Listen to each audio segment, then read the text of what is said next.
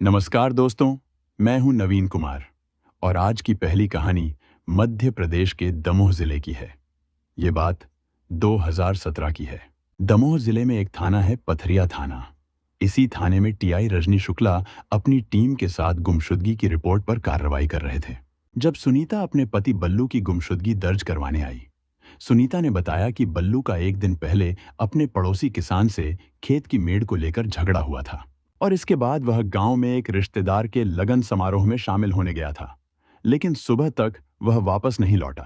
हालांकि सुनीता ने किसी रिश्तेदार से बल्लू के बारे में जानकारी लेने की कोशिश नहीं की थी और थाने में रिपोर्ट दर्ज करवाने आई थी। इसके बावजूद वह इतनी परेशान और रो रही थी जैसे उसके पति के साथ कुछ बड़ा हादसा हो गया हो। इस मामले में एक बात साफ थी कि बल्लू के सकुशल होने की पूरी संभावना थी, लेकिन सुनीता का व्यवहार और उसकी बातों से कुछ और ही प्रतीत हो रहा था। टीआई रजनी शुक्ला ने सुनीता की शिकायत को गंभीरता से लिया और उसकी गुमशुदगी की रिपोर्ट दर्ज की, लेकिन उन्हें यह भी शक था कि इस गुमशुदगी के पीछे कुछ और कारण हो सकता है। उन्होंने मामले की गहराई से जांच करने का निर्णय लिया और आसपास के गांवों और रिश्तेदारों से जानकारी जुटानी शुरू कर दी। पथरिया थाना की टीआई रजनी शुक्ला ने सुनीता की रिपोर्ट पर उसके पति बल्लू की गुमशुदगी दर्ज कर दी थी और 2 पुलिस कर्मियों को मिर्जापुर गांव में पूछताछ के लिए भेज दिया था। लेकिन इससे पहले कि पुलिस मिर्जापुर पहुंच पाती, गांव के एक किसान जितेंद्र पटेल के खेत में बल्लू की गर्दन कटी हुई लाश मिल गई। यह लाश मिलने से पूरे इलाके में हड़कंप मच गया। पुलिस ने जल्द ही घटनास्थल का निरीक्षण किया और लाश को पोस्टमार्टम के लिए भेज दिया। इस घटनाक्रम ने गुमशुदगी की रिपोर्ट को एक नया मोड़ दिया और अब यह मामला हत्या का बन चुका था। सुबह जिसे गुमशुदगी दर्ज करवाई गई थी, दोपहर तक उसी बल्लू की लाश गांव के पास एक खेत में पड़ी मिलने की खबर सुनते ही थाना प्रभारी रजनी शुक्ला के साथ साथ एसडीओपी आरपी रावत भी मिर्जापुर पहुंच गए। घटनास्थल पर पहुंचे अधिकारियों ने बल्लू की लाश का निरीक्षण किया। उसके गले पर धारदार हथियार से गहरा घाव था, लेकिन लाश के पास कोई संघर्ष के निशान नहीं थे। बल्लू की लाश के सिर के नीचे उसका गमछा सिरहाने की तरह रखा था और केवल शर्ट की कॉलर खून से सनी हुई थी। इससे एसडीओपी आरपी रावत ने यह अनुमान लगाया कि बल्लू की हत्या उस समय की गई जब वह खेत में सो रहा था, क्योंकि खेत में जमीन पर सोने की स्थिति तब बन सकती है जब कोई व्यक्ति भारी नशे में हो। इससे यह साफ हो गया कि बल्लू की हत्या से पहले नशाखोरी की गई थी। घटना की खबर मिलने के बाद दमोह एसपी डीआर तेनीवार खुद मौके पर पहुंचे और मृतक के परिजनों से पूछताछ की। उन्होंने एसडीओपी श्री रावत के नेतृत्व में पथरिया पुलिस थाने की एक विशेष टीम गठित की, जो इस मामले की जांच करेगी। इस बीच पथरिया टीआई इंस्पेक्टर रजनी शुक्ला को एक पुरानी घटना याद आई, जब मृतक की पत्नी सुनीता थाने आकर रोते पीटते हुए अपने पति की गुमशुदगी दर्ज करवा रही थी। वह इस तरह से रो रही थी जैसे उसे पहले से यह डर हो कि उसके पति की हत्या हो गई है। इस संदिग्ध व्यवहार को ध्यान में रखते हुए एसडीओपी रावत और एडीओपी ने यह सवाल उठाया कि क्या सुनीता को पहले से इस बारे में जानकारी थी। पुलिस ने सुनीता के मोबाइल की कॉल डिटेल की जांच की, जिसमें यह तथ्य सामने आया कि जिस रात बल्लू की हत्या हुई थी, उस रात सुनीता की कई बार हल्ले रैकवार नामक व्यक्ति से बात हुई थी। हल्ले बल्लू का करीबी दोस्त था और बल्लू के लापता होने के बाद सुबह उसकी लाश खेत में पाई गई। इस दौरान सुनीता का हल्ले से बार बार फोन पर बात करना पुलिस के लिए एक अहम सुराग था। यह बात पुलिस को सीधे तौर पर हत्या के कारण की ओर इशारा कर रही थी और इसने मामले को और भी जटिल बना दिया था। एसडीओपी श्री रावत के निर्देश पर हल्ले और सुनीता दोनों को थाने बुलाकर अलग अलग बैठाया गया और एक ही सवाल पूछा गया कि उस रात उनके बीच क्या बातचीत हुई थी। जब दोनों के जवाब एक दूसरे से बिल्कुल अलग और बनावटी पाए गए, तो पुलिस ने हल्ले के साथ सख्ती से पेश आई। इसके बाद हल्ले टूट गया और उसने सच बता दिया कि वह और सुनीता एक साथ रहना चाहते थे, जो बल्लू के रहते संभव नहीं था। इसलिए सुनीता के साथ मिलकर उसने बल्लू की हत्या कर दी। हल्ले के टूटने के बाद सुनीता भी झुक गई और सच बोल दिया। पुलिस ने हल्ले के पास से हत्या में प्रयुक्त हथियार बरामद किया और दोनों को गिरफ्तार कर अदालत में पेश किया। अदालत ने दोनों को जेल भेज दिया और इस प्रकार इस हत्या की सच्चाई सामने आई। पथरिया थाने के मिर्जापुर गांव में रहने वाले बल्लू पटेल की शादी कोई बस 10 साल पहले पास के गांव में रहने वाली सुनीता के साथ हुई थी। 10 साल के वैवाहिक जीवन में सुनीता 3 बच्चों की मां बन चुकी थी। बल्लू के साथ उसकी जिंदगी में सिवाय इसके और कोई परेशानी नहीं थी कि बल्लू को शराब पीने की बुरी लत थी। वह लगभग रोज रात में शराब पीकर घर आने के बाद सुनीता पर भूखे सियार की तरह टूट पड़ता था। सुनीता की बड़ी बेटी 9 साल की हो चुकी थी, इसलिए बेटी के सामने वह पति की इन हरकतों का विरोध करने की कोशिश करती तो शराब के संग वासना के नशे में डूबा बल्लू उसकी बुरी तरह पिटाई कर देता। गांव में ही रहने वाला हल्ले रैकवार बल्लू के बचपन का दोस्त था। दोनों के बीच गहरी दोस्ती थी, इसलिए हल्ले का बल्लू के घर में काफी आना जाना था। सुनीता जिस रोज बल्लू की दुल्हन बनकर आई थी, उसी दिन से हल्ले को घर में आते जाते देख रही थी। इसलिए बल्लू जब भी उसके संग मारपीट करता तो वह मौका मिलने पर अपने पति की शिकायत हल्ले से कर उसे समझाने को कहती। लेकिन वास्तव में सुनीता को नहीं मालूम था कि बल्लू की नशे की जड़ कोई और नहीं, खुद हल्ले ही है। दरअसल हल्ले उसी दिन से सुनीता का दीवाना था, जिस रोज उसने पहली बार सुनीता को देखा था। इसलिए सुनीता जब भी उससे बल्लू की शिकायत करती, हल्ले अपनी मीठी बातों से उसके जख्मों पर मलहम लगाकर उसका दिल जीतने की कोशिश करता। हल्ले को मालूम था शराब पीने के बाद बल्लू को औरत की जरूरत होती है। ऐसे में सुनीता के मना करने पर वह उसके संग मारपीट करता है। और जिस रोज बल्लू सुनीता के संग मारपीट करता था, उसके अगले दिन सुनीता अपना दुखड़ा हल्ले को सुनाती, जिसे सुनते हुए हल्ले सुनीता के संग सहानुभूति दिखाते हुए उसका दिल जीतने की कोशिश करता। वास्तव में औरत का स्वभाव ही ऐसा होता है कि जिस किसी से उसे सहानुभूति मिले उसे ही अपना समझने लगती है। इसलिए धीरे धीरे वह हल्ले को अपना सबसे बड़ा शुभचिंतक समझने लगी। इसका फायदा उठाकर हल्ले धीरे धीरे सुनीता से नजदीकी बढ़ाते हुए इतने करीब पहुंच गया कि एक रोज अपना दर्द सुना रही सुनीता को उसने अपने पास खींच लिया। शायद सुनीता के मन में भी यही सब कुछ था, इसलिए उसने हल्ले का कोई विरोध नहीं किया और उसके सामने पूरी तरह समर्पण कर दिया। इसके बाद हल्ले और सुनीता गांव वालों से नजरें बचाकर अपने अवैध रिश्ते को जीने लगे। हल्ले का बचपन से ही बल्लू के घर में आना जाना था। बल्लू की शादी के बाद से 10 सालों से भी वह इसी तरह से बिना किसी रोक टोक के बल्लू के घर में आता रहा है। इसलिए गांव के लोगों ने इस तरफ ध्यान नहीं दिया कि बल्लू के संग बचपन की दोस्ती के बाद अब हल्ले ने बल्लू की पत्नी के संग अवैध संबंध कायम कर लिए हैं। खुद बल्लू को भी इस बारे में रत्ती भर शक नहीं था कि हल्ले उसके साथ ऐसा भी कर सकता है। इधर सुनीता का संग पाकर हल्ले तो मानो पागल ही हो गया। वह दिन रात सुनीता के संग सेक्स के सपने देखने लगा। सुनीता की भी यही स्थिति थी। उसे लगता कि काश हल्ले हमेशा उसके साथ रहकर ऐसे ही प्यार करता रहे। इसलिए 4 सालों तक एक दूसरे के प्यार को जीने के बाद सुनीता और हल्ले हमेशा संग रहने के बारे में सोचने लगे। लेकिन बल्लू के रहते हुए यह संभव नहीं था।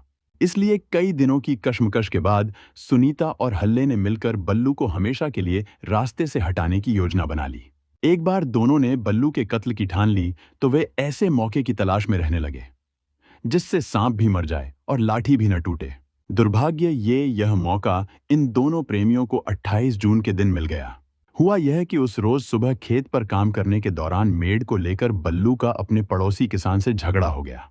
यह बात सुनीता को भी मालूम थी, इसलिए उसे लगा कि अगर ऐसे में बल्लू की हत्या कर दी जाए तो पुलिस उसी किसान पर शक करेगी जिसके साथ बल्लू का झगड़ा हुआ था। 28 जून को ही गांव में रहने वाले एक रिश्तेदार के यहाँ लगन का कार्यक्रम था, जिसमें शामिल होने के लिए बल्लू के जाते ही सुनीता ने फोन कर हल्ले को अपने घर बुला लिया। सुनीता और हल्ले दोनों की जानते थे कि बल्लू आधी रात से पहले वापस नहीं आने वाला, इसलिए दोनों ने जी भरकर वासना का खेल खेला और बल्लू के आने से पहले हल्ले वहां से चला गया। आधी रात के बाद बल्लू घर वापस आकर सोने की तैयारी कर रहा था कि उसे पता चला कि जिस घर में लगन का कार्यक्रम था वहां 2 रिश्तेदारों का आपस में विवाद हो गया है। यह जानकर बल्लू कपड़े पहनकर वापस जाने घर से निकला तो सुनीता ने उसी वक्त फोन पर यह बात हल्ले का बता दी, जिससे कुछ ही देर बाद हल्ले से बल्लू को फोन कर शराब पीने के लिए गांव में रहने वाले जितेंद्र पटेल के खेत पर आने कहा। शराब बल्लू की कमजोरी थी, इसलिए वह सीधे जितेंद्र के खेत पर पहुंच गया, जहां हल्ले ने उसे जी भरकर शराब पिलाई, जिससे गहरे नशे में आने के बाद बल्लू खेत में ही अपने गमछे को सिर के नीचे रखकर सो गया। हल्ले को इसी मौके की तलाश थी, इसलिए बल्लू को गहरी नींद में सोया देखकर हल्ले ने छुपाकर रखे चाकू से उसकी गर्दन रेत दी। बल्लू चीख भी नहीं पाया और उसी स्थिति में उसकी मौत हो गई।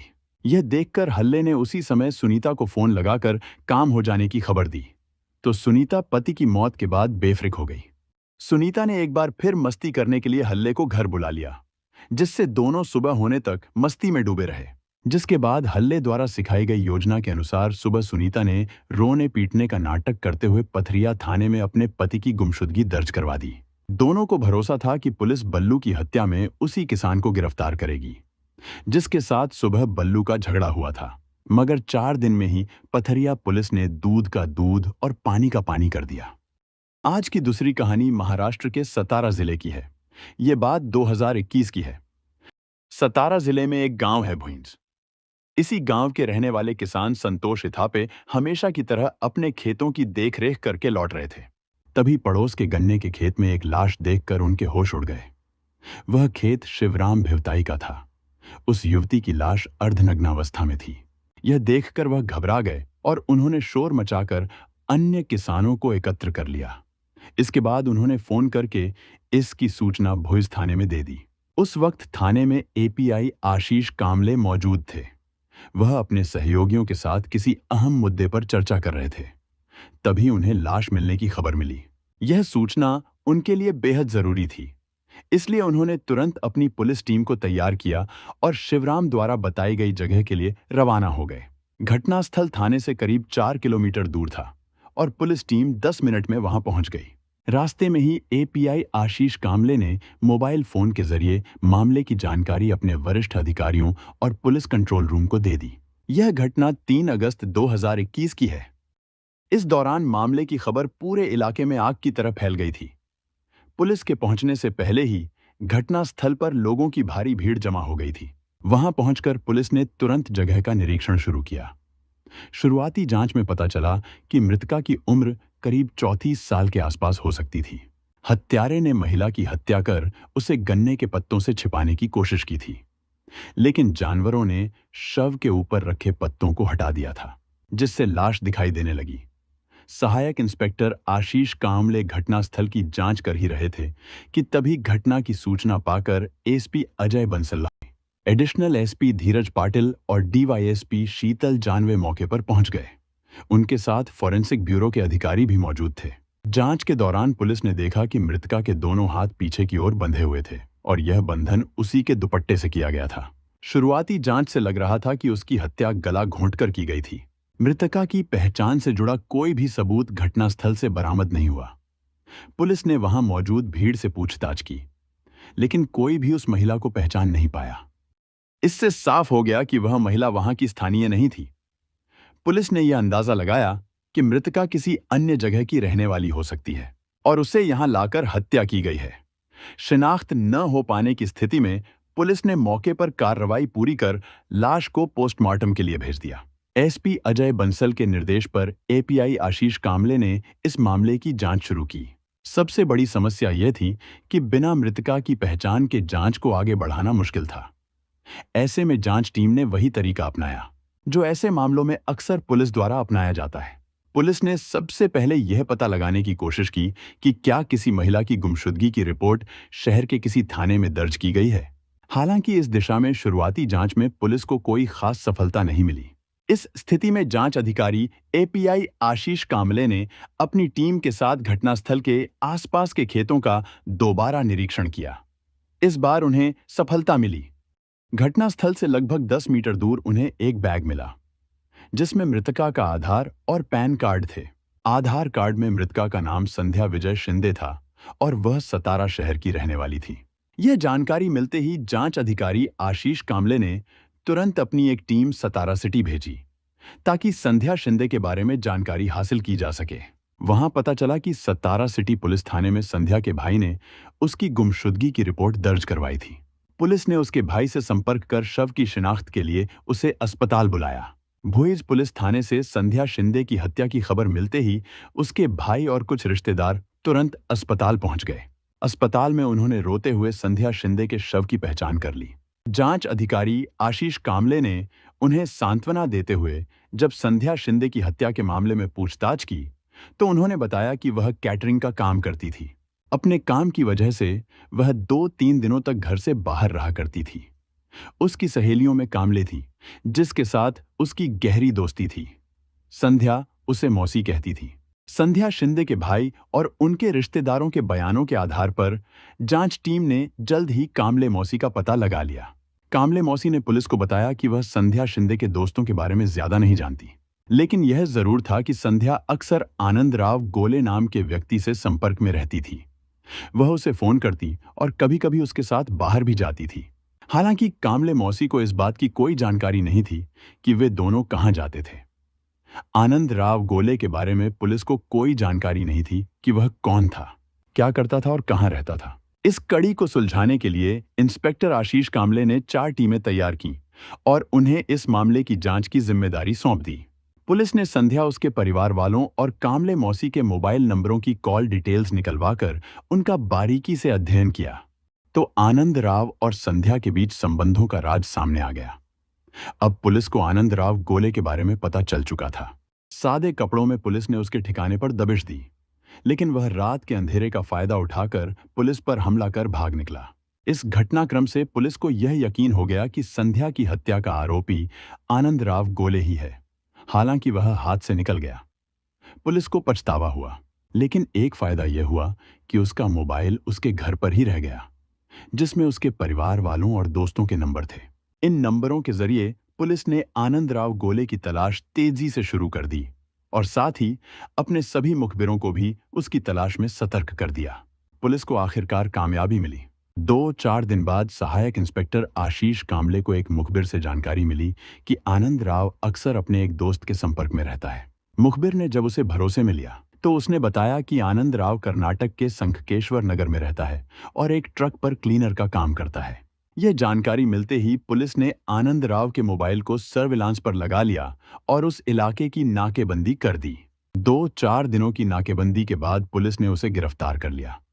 थाने लाकर पूछताछ की गई, लेकिन पहले तो आनंद राव ने मुंह नहीं खोला।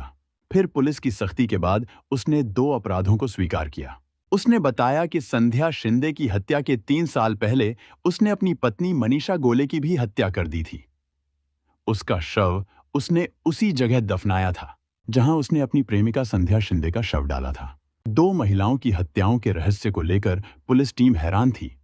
वहीं दूसरे दिन जब समाचार पत्रों में यह खबर छपी तो पूरे क्षेत्र में सनसनी फैल गई।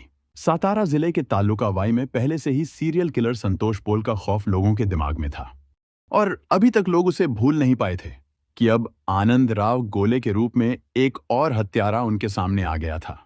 40 वर्षीय आनंद राव गोले महाराष्ट्र के जनपद सतारा का रहने वाला था।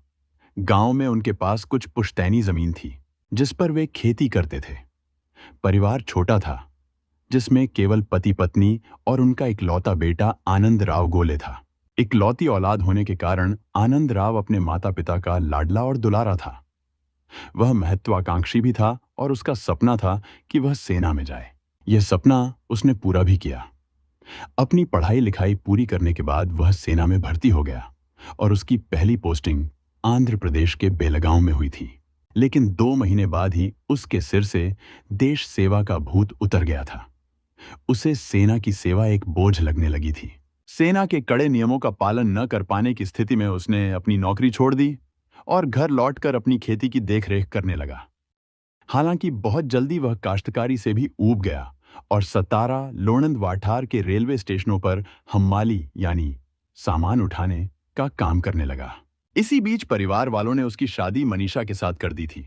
मनीषा को अपनी पत्नी के रूप में पाकर आनंद राव गोले जितना खुश था, उतनी ही खुश मनीषा भी थी।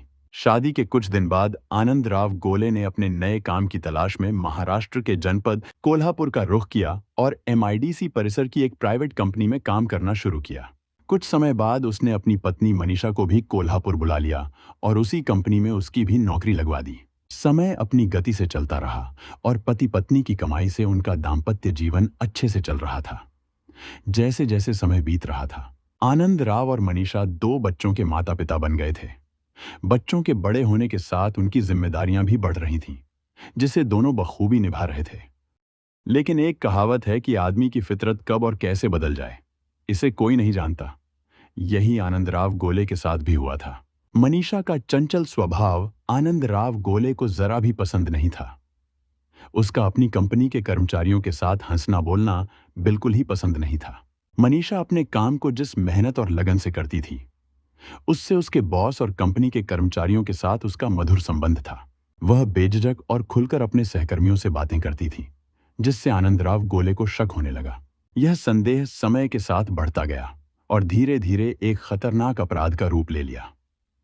आनंदराव गोले ने मनीषा को कई बार समझाया, लेकिन मनीषा ने उसकी बातों पर ध्यान नहीं दिया। उसका कहना था कि वह जिस माहौल में काम करती है, उसमें एक दूसरे के संपर्क में रहना ही पड़ता है। हालांकि आनंदराव गोले इस बात को मानने को तैयार नहीं था। मनीषा के चरित्र को लेकर आनंदराव का संदेह दिन ब दिन बढ़ता जा रहा था।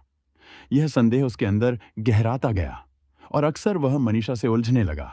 इस तनावपूर्ण माहौल में कई बार दोनों के बीच मारपीट भी हो जाती थी।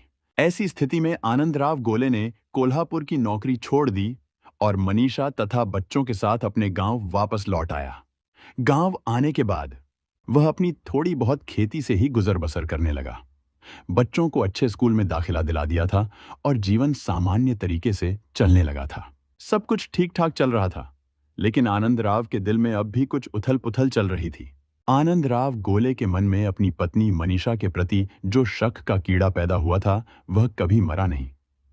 वह अक्सर इस शक को लेकर मनीषा से उलझता रहता था। मनीषा भी पीछे नहीं रहती थी और उसे खरी खोटी सुना देती थी। इस तनावपूर्ण माहौल ने आनंदराव गोले को इतना गुस्से में भर दिया कि उसने मनीषा के खिलाफ एक क्रूर और खौफनाक फैसला ले लिया। 1 मई 2019 को आनंदराव गोले ने मौका देखकर मनीषा को घुमाने के बहाने अपने ताल्लुका से बाहर एक ऐसी जगह पर ले गया, जहां वह अपनी प्रेमिका संध्या शिंदे को पहले ले गया था। अंधेरे का फायदा उठाकर उसने मनीषा की हत्या कर दी और गला घोंटकर उसे मार डाला। फिर उसी खेत के पास बहने वाले नाले में मनीषा के शव को दफनाकर वह घर लौट आया। आनंदराव गोले ने घर में अपने बच्चों को यह समझा दिया कि उनकी मां उन्हें छोड़कर कहीं चली गई है, लेकिन गांव और परिवार वालों की नजर से बचने के लिए उसने एक चाल चली। अपने संदेह से बचने और खुद को सुरक्षित रखने के लिए वह वाई पुलिस थाने पहुंचा और मनीषा की गुमशुदगी की शिकायत दर्ज करवा दी। गांव में उसने यह अफवाह फैला दी कि मनीषा अपने किसी प्रेमी के साथ भाग गई। गांव वाले तो मनीषा को भूल ही गए थे और पुलिस ने भी इसे गंभीरता से नहीं लिया। मामला धीरे धीरे ठंडे बस्ते में चला गया। कुछ दिनों बाद गांव वालों की सहानुभूति भी आनंदराव से हो गई। सब कुछ सामान्य होने के बाद आनंदराव गोले को अपनी खेती से जो समय मिलता था, वह सतारा और लोणंद रेलवे स्टेशन पर हममाली का काम कर लिया करता था, जिससे उसका ऊपरी खर्चा निकल जाता था। एक दिन आनंदराव गोले की मुलाकात 30 वर्षीय संध्या शिंदे से हुई। वह संध्या को अपने एक दोस्त के शादी समारोह में वेटर के रूप में काम करते हुए देखा था।